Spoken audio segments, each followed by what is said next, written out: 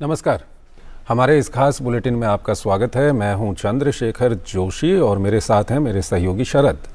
तो आइए शुरुआत करते हैं और सबसे पहले देखते हैं इस वक्त की सुर्खियां।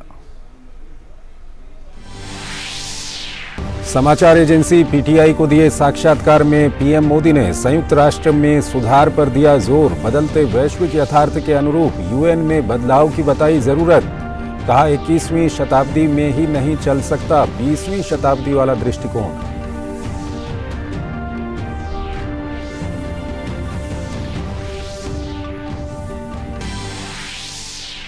पीएम मोदी ने कहा 9 वर्ष की राजनीतिक स्थिरता से देश में हुए कई सुधार और प्रगति को मिली नई रफ्तार। भारत की G20 अध्यक्षता की उपलब्धियों को सराहा। कहा आज वैश्विक चुनौतियों के हल का हिस्सा बन रहा है भारत।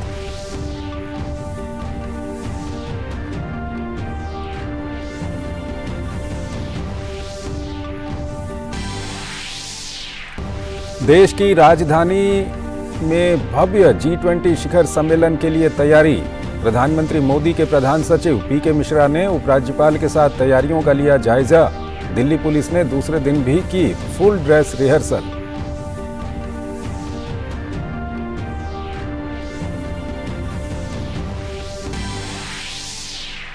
सनातन धर्म पर डीएमके नेता के विवादित बयान पर भाजपा आक्रामक। गृह मंत्री अमित शाह ने कहा सनातन धर्म को मिटाने की बात कर रहा है घमंडिया गठबंधन।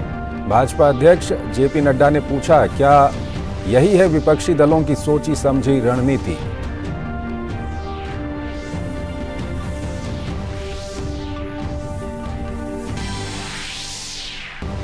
गृहमंत्री अमित शाह ने राजस्थान के डूंगरपुर में परिवर्तन संकल्प यात्रा को किया संबोधित। गहलोत सरकार पर लगाया भ्रष्टाचार और तुष्टीकरण का आरोप। कहा अशोक गहलोत न तो हिंसा रोक सकते हैं और न ही दंगे। महिला सुरक्षा में बताया असफल।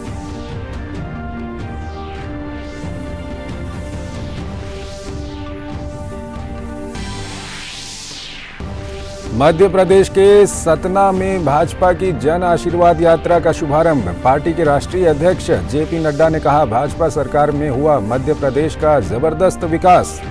पीएम मोदी के नेतृत्व में जन कल्याण के लिए उठाए गए बड़े कदम।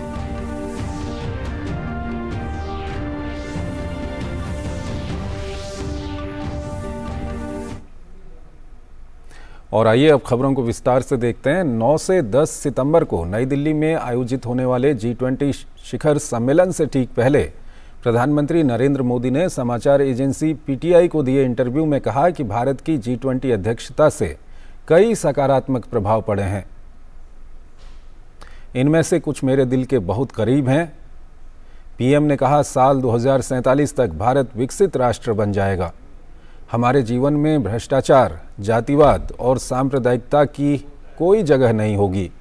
इसके अलावा कहा कि दुनिया का जीडीपी केंद्रित दृष्टिकोण अब मानव केंद्रित में बदल रहा है। भारत इसमें उत्प्रेरक की भूमिका निभा रहा है। उन्होंने कहा सबका साथ सबका विकास भी विश्व कल्याण के लिए मार्गदर्शक सिद्धांत हो सकता है। पीएम ने कहा G20 में हमारे शब्दों और दृष्टिकोण को दुनिया केवल विचारों के रूप में नहीं बल्कि भविष्य के रोड मैप के रूप में देखती है। आज भारतीयों के पास विकास की नींव रखने का शानदार मौका है जिसे अगले हजारों वर्षों तक याद रखा जाएगा। लंबे समय तक भारत को 1 अरब भूखे पेट वाले देश के रूप में देखा जाता था। अब ये 1 अरब महत्वाकांक्षी मस्तिष्क और 2 अरब कुशल हाथों वाला देश है। प्रधानमंत्री ने कहा कि G20 में अफ्रीका भारत के लिए सर्वोच्च प्राथमिकता है। सभी पक्षों को सुने बिना कोई भी योजना सफल नहीं हो सकती। पीएम मोदी ने कहा कि भारत ने 1 दशक से भी कम समय में दुनिया की 5 सबसे बड़ी अर्थव्यवस्था वाले देशों में अपनी जगह बनाई है और जल्द ही भारत दुनिया की 3 सबसे बड़ी अर्थव्यवस्था वाले देशों में शामिल हो जाएगा। उन्होंने कहा कि विभिन्न क्षेत्रों में चल रहे संघर्षों का एकमात्र समाधान बातचीत और कूटनीति ही है। पीएम ने कहा कि G20 की अध्यक्षता से इतर रहकर भी भारत विश्व शांति के लिए हर प्रयास को समर्थन देता रहेगा। दुनिया की बदलती वास्तविकताओं के अनुरूप संयुक्त राष्ट्र में सुधार का आह्वान करते हुए पीएम ने कहा कि 21वीं सदी में 20वीं सदी का दृष्टिकोण दुनिया में नहीं चल सकता है और उन आवाज़ों का प्रतिनिधित्व सुनिश्चित करें जो मायने रखती हैं।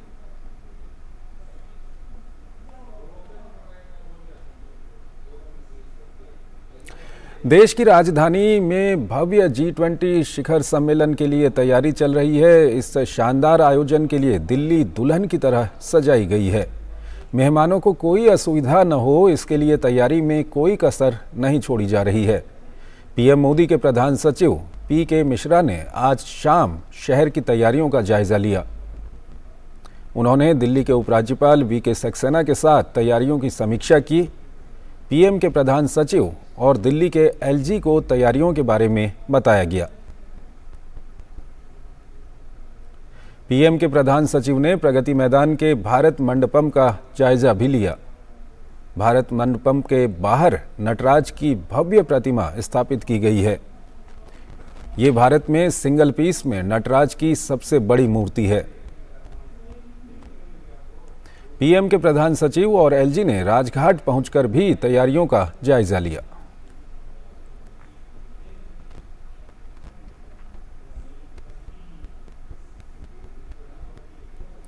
नॉर्दर्न रेलवे के मुताबिक नई दिल्ली में G20 शिखर सम्मेलन के मद्देनजर 8, 9, 10 और 11 सितंबर को कुछ ट्रेन सेवाओं में परिवर्तन किया गया है। नॉर्दर्न रेलवे ने सोशल मीडिया प्लेटफॉर्म X पर जानकारी दी कि G20 शिखर सम्मेलन को देखते हुए 8 सितंबर को 4 ट्रेनें, 9 सितंबर को 34 ट्रेनें, 10 सितंबर को 37 ट्रेनें और 11 सितंबर को 2 ट्रेनें रद्द कर दी गई हैं, जबकि 64 रेलगाड़ियों के मार्ग बदले गए हैं।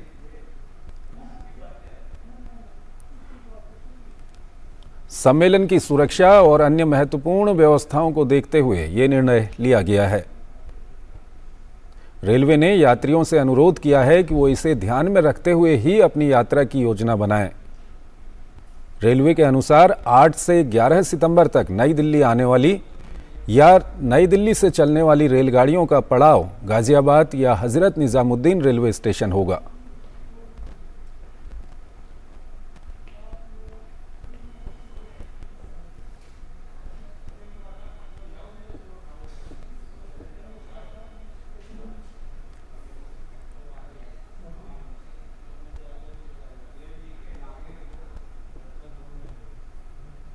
दिल्ली मेट्रो के चुनिंदा स्टेशनों पर सोमवार से 10 दिन तक टूरिस्ट स्मार्ट कार्ड लिए जा सकेंगे।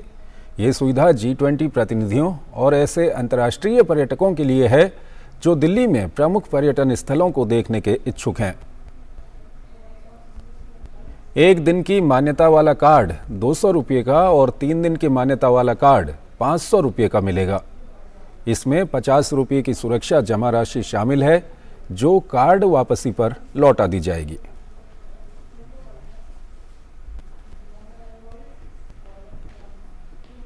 केंद्रीय गृह मंत्री अमित शाह आज राजस्थान के दौरे पर हैं। केंद्रीय गृह मंत्री ने डूंगरपुर पहुंचने पर बेणेश्वर धाम में पूजा अर्चना की। वहीं आज केंद्रीय गृह मंत्री ने डूंगरपुर से भाजपा की परिवर्तन संकल्प यात्रा का शुभारंभ किया। परिवर्तन संकल्प यात्रा को संबोधित करते हुए केंद्रीय गृह मंत्री ने कहा कि यह यात्रा 19 दिनों तक लगभग 2500 किलोमीटर तक चलेगी और 52 विधानसभा क्षेत्रों में संपर्क करेगी। मित्रों, आज ये परिवर्तन यात्रा का दूसरी यात्रा यहां से निकल रही है। यह यात्रा भारतीय जनता पार्टी की जो निकल रही है वो 19 दिन घूमेगी, लगभग 2500 किलोमीटर घूमेगी, 52 विधानसभाओं में संपर्क करेगी, 156 जगह पे छोटी सभाएं, 52 जगह पे सभाएं और 54 जगह पे बड़ी सभाएं कर पूरे राजस्थान में परिवर्तन का संकल्प करने का काम करेगी। केंद्रीय गृह मंत्री ने सनातन धर्म को लेकर विवादित बयान पर कहा कि डीएमके के बड़े नेता कह रहे हैं कि सनातन धर्म को समाप्त कर देना चाहिए। इन लोगों ने वोट बैंक और तुष्टीकरण की राजनीति करने के लिए हमारी संस्कृति का अपमान किया है। डीएमके और कांग्रेस पार्टी, इनके बड़े नेता, एक वित्त मंत्री का बेटा और एक मुख्यमंत्री का बेटा, वो कह रहे हैं सनातन धर्म को समाप्त कर देना चाहिए। मुझे बताओ भाई, सनातन धर्म को समाप्त करने के लिए आप तैयार हो क्या? अरे जोर से बोलो, तैयार हो क्या? माताएं बहनें भी बोले तैयार है क्या? इन लोगों ने वोट बैंक की और तुष्टीकरण की राजनीति करने के लिए सनातन धर्म को समाप्त करने की बात की है। हमारी संस्कृति, हमारे इतिहास और सनातन धर्म का अपमान किया है। अमित शाह ने कहा कि राहुल गांधी ने हिंदू को टेरर से जोड़ा और हिंदू का अपमान किया। अब इनके नेता भी यही कर रहे हैं। ध्यान से सुनिएगा, हिसाब मांगना है राहुल बाबा का। उन्होंने कहा कि जो हिंदू संगठन है ये लश्कर-ए तोयबा से भी खतरनाक है। राहुल बाबा, आप हिंदू संगठनों का लश्कर-ए तोयबा के साथ तुलना करते हो और आपके गृह मंत्री कहते थे हिंदू टेरर चल रहा है। माताओं, भाइयों, बहनों, मुझे बताओ, टेरर के साथ हिंदू का नाम जोड़ना आपको सहमत है? जोर से बोलिए, सहमत है? ये इंडी अलायंस, गठबंधन गठबंधन वोट बैंक की राजनीति करने के लिए, तुष्टीकरण की राजनीति करने के लिए किसी भी स्तर पर जा सकते हैं। अमित शाह ने डूंगरपुर में परिवर्तन संकल्प यात्रा के दौरान रोड शो भी किया।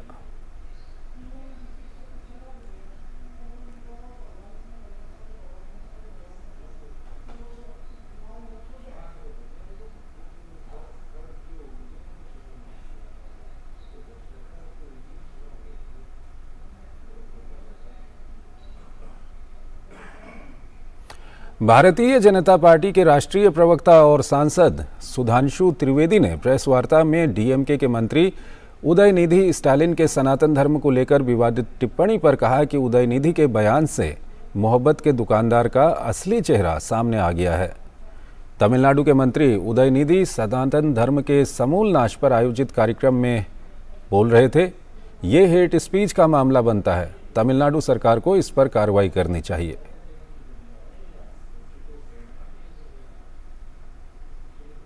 उदयनिधि जिस कॉन्फ्रेंस में पार्टिसिपेट कर रहे थे, उस कॉन्फ्रेंस का शीर्षक क्या था? इरेडिकेशन ऑफ सनातन धर्म।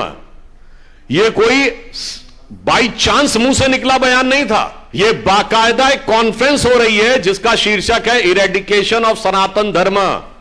हिंदी में कहेंगे सनातन धर्म का समूल नाश। इरेडिकेशन की हिंदी हुई सनातन धर्म का समूल नाश।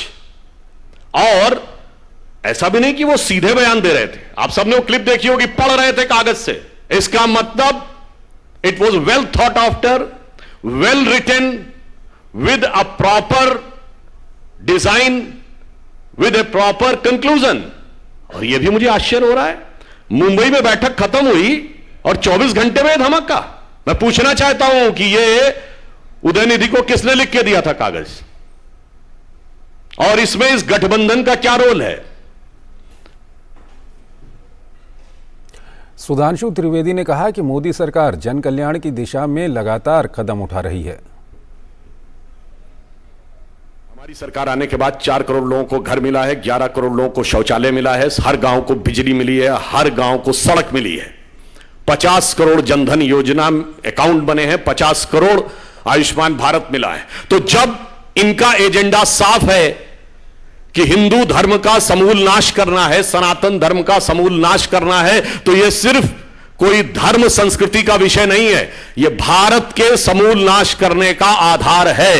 और यह बात मैं इसलिए भी कहना चाहता हूं, भारत के वो हिस्से जहां इरेडिकेशन ऑफ सनातन धर्म हो गया, in the latest history Pakistan what happened? आज तबाही का मंजर है कि नहीं? सुधांशु त्रिवेदी ने देश में विकास की तेज रफ्तार का जिक्र किया। उन्होंने कहा कि देश तेजी से प्रगति कर रहा है।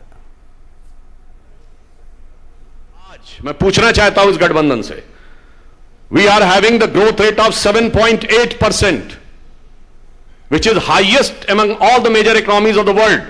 मैं पूछना चाहता हूं ये तथाकथित जो कहते हैं हम विकास की बात कर रहे हैं, इनके दौरे हुकूमत में एक साल बताएं जब पूरे विश्व में सबसे ज्यादा ग्रोथ रेट भारत की हुई हो। नहीं है। यह बताइए हमारी जब जब सरकार रही है ग्रोथ रेट महंगाई की दर से ऊपर रही है। इनकी जब जब सरकार रही है महंगाई की दर ग्रोथ रेट से ऊपर रही है। राम जन्मभूमि के मुख्य पुजारी आचार्य सत्येंद्र दास ने कहा कि सनातन धर्म को किसी भी कीमत पर खत्म नहीं किया जा सकता। सनातन धर्म सदियों से अस्तित्व में है और रहेगा। खेल मंत्री उदयनिधि ने सनातन धर्म के विषय में बोला है। सनातन धर्म आज से धर्म है, उसी से सारे जितने भी धर्म हैं, जितने पंथ हैं, उनकी उत्पत्ति हुई है। उसको किसी भी कीमत से मिटाया नहीं जा सकता। चाहे खेल मंत्री उदयनिधि के साथ अनेकों आ जाएं तब भी, चाहे पूरा विरोधी हो जाए, लेकिन वह जो सनातन धर्म है वह आज से आया है और अंत तक रहेगा। भाजपा के राष्ट्रीय अध्यक्ष जेपी नड्डा ने मध्य प्रदेश के चित्रकूट में आयोजित जन आशीर्वाद यात्रा में हिस्सा लिया। इस मौके पर मध्य प्रदेश के मुख्यमंत्री शिवराज सिंह चौहान भी वहां मौजूद रहे। जेपी नड्डा ने अपने संबोधन में कहा कि बीमारू कहे जाने वाले राज्यों में से मध्य प्रदेश एक विकसित राज्य के रूप में उभरा है। के साथ कह सकता हूं 2023 में कि जो बीमारू राज्य थे उसमें से मध्य प्रदेश एक विकसित प्रदेश के रूप में खड़ा हो गया है। इसके लिए मैं आपको बधाई देता हूं। मध्य प्रदेश की पर कैपिटा इनकम, प्रति व्यक्ति आय 2002 में 11,171 रुपए थी। आज मध्य प्रदेश की प्रति व्यक्ति आमदनी साल की 1,40,000 रुपए हो गई है। ये भी हमको ध्यान में रखना चाहिए। भाजपा अध्यक्ष नड्डा ने इस दौरान इसरो के वैज्ञानिकों को चंद्रयान 3 और आदित्य L1 मिशन के लिए बधाई भी दी। हम चंद्रयान पर हमारा सैटेलाइट लैंड कर गया है। कल हमारा आदित्य L1 सक्सेसफुल लॉन्च हो गया है और वो 4 महीने में 15 लाख किलोमीटर की दूरी तय करेगा और 5 साल तक सूरज की पूरी अध्ययन करके जमीन पर हमें बताएगा। इसरो के साइंटिस्टों को बहुत बहुत बधाई जो आज चंद्रमा और सूरज को जीतने के लिए काम कर रहे हैं और प्रधानमंत्री जी का उनको आशीर्वाद मिला है। जेपी नड्डा ने कहा कि विपक्षी गठबंधन के लोग भारत के धर्म और संस्कृति पर आघात करने का प्रयास कर रहे हैं। परिवारवादी गठबंधन के सदस्य लोग, इंडी अलायंस, घमंडिया गठबंधन, इसके लोग मुंबई में एकत्र हुए थे और वहां पर जब एक तरफ भारत को हम विकसित बनाने के लिए लगे हैं, जब हम लोग एक तरफ भारत चांद और सूरज को जीत सके इसके लिए लगा है और जब भारत की जय जयकार दुनिया में हो रही है, भारत की जय जयकार दुनिया मान रही है, तो ऐसे समय में ये घमंडिया गठबंधन वह हमारी संस्कृति पर, वो हमारे धर्म पर, वो हमारे संस्कारों पर बहुत गहरा आघात करने का प्रयास कर रहा है। देश के सौर मिशन आदित्य L1 की ताजा स्थिति के बारे में इसरो ने सोशल मीडिया प्लेटफॉर्म X पर जानकारी दी है। इसरो ने आदित्य L1 मिशन पर बात करते हुए लिखा कि आदित्य L1 उपग्रह अच्छी हालत में है और ठीक से काम कर रहा है। इसरो ने कहा आदित्य L1 को बेंगलुरु स्थित IST-RAC से पृथ्वी की पहली कक्षा में सफलतापूर्वक स्थापित किया गया। आदित्य L1 फिलहाल पृथ्वी के नए ऑर्बिट 245 गुणा 22,459 किलोमीटर में है। इसरो ने आगे कहा कि 5 सितंबर को लगभग 3 बजे आदित्य L1 को पृथ्वी की अगली कक्षा में स्थापित किया जाएगा।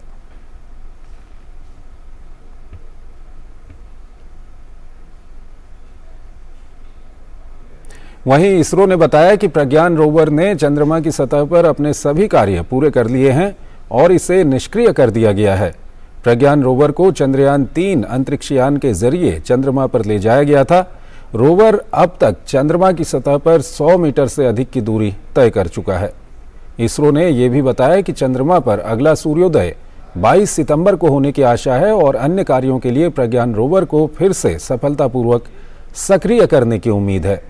इससे पहले इसरो के अध्यक्ष एस सोमनाथ ने बताया कि चंद्रयान 3 मिशन के रोवर प्रज्ञान और लैंडर विक्रम सही कार्य कर रहे हैं और चंद्रमा पर रात होने के बाद निष्क्रिय स्थिति में डाल दिया गया है। रिसीवर को चालू रखा गया है। उन्होंने कहा कि अन्य कार्यों के लिए प्रज्ञान रोवर को फिर से सफलतापूर्वक सक्रिय करेंगे।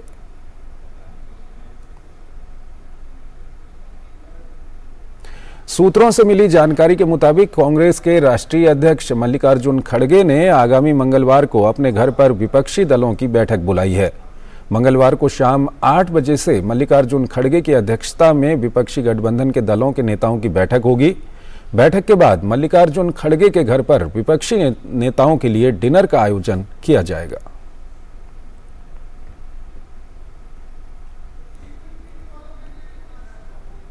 देश में इस वर्ष अगस्त के महीने में 162 मिलीमीटर वर्षा हुई है, जो अगस्त के महीने में होने वाली औसत वर्षा से कम है। मौसम विभाग के अनुसार इस वर्ष हिमाचल प्रदेश, उत्तराखंड, असम, मेघालय, पश्चिम बंगाल के हिमालयी क्षेत्रों, सिक्किम, बिहार, ओडिशा और पूर्वी मध्य प्रदेश में काफ़ी अधिक वर्षा हुई है। मौसम विभाग ने सितंबर महीने में सामान्य वर्षा का अनुमान व्यक्त किया है। इस महीने देश के कई उत्तर पूर्वी इलाकों, पूर्वी भारत, हिमालय से सटे क्षेत्रों और पूर्व मध्य और दक्षिण प्रायद्वीप में सामान्य से थोड़ी अधिक वर्षा की संभावना है। देश के बाकी हिस्सों में वर्षा सामान्य से कम होगी।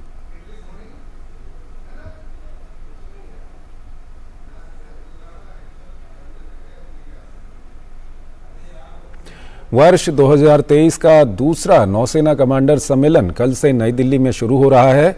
वर्ष में 2 बार आयोजित किए जाने वाले इस सर्वोच्च सम्मेलन में नौसेना कमांडर महत्वपूर्ण नीतिगत निर्णयों पर विचार करेंगे। 3 दिन के इस सम्मेलन के दौरान नौसेना के वरिष्ठ अधिकारी पिछले 6 महीने के दौरान की गई संचालन, साज सामान, उपकरण, प्रशिक्षण और प्रशासनिक गतिविधियों की समीक्षा करेंगे। रक्षा राज्य मंत्री अजय भट्ट सम्मेलन का उद्घाटन करेंगे। वहीं chief of defence staff Anil Chauhan, air chief marshal VR Chaudhary और जनरल मनोज पांडे भी सम्मेलन में मौजूद रहेंगे। कमांडर्स नौसेना की विभिन्न परियोजनाओं की समीक्षा भी करेंगे। इस अवसर पर नौसेना कमांडर्स को राष्ट्रीय सुरक्षा सलाहकार जैसे वरिष्ठ अधिकारियों के साथ भी चर्चा करने का अवसर मिलेगा।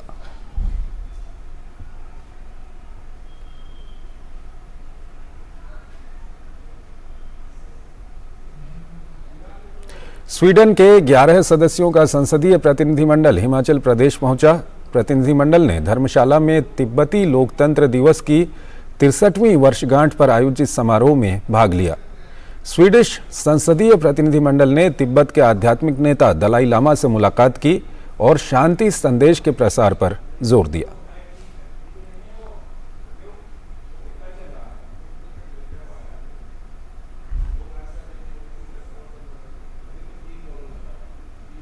तो इस बुलेटिन में फिलहाल इतना ही। आप बने रहिए DD न्यूज़ के साथ। नमस्कार।